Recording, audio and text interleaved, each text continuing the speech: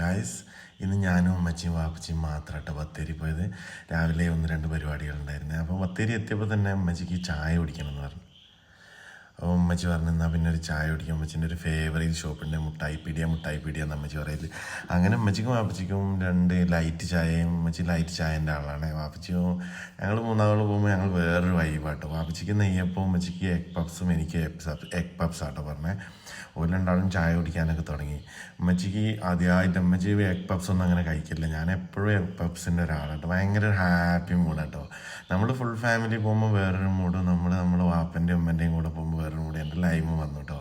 അപ്പോൾ ഇതേപോലെ നിങ്ങളാരെങ്കിലും വാപ്പേൻ്റെയും അമ്മൻ്റെയും കൂടെ ഇങ്ങനെ പോയിട്ട് വേറെ ആരും ഇല്ലാതെ ഇങ്ങനെ പോകുന്ന ആരെങ്കിലും ഉണ്ടെങ്കിൽ ഒന്ന് കമൻറ്റ് ചെയ്യണം കേട്ടോ.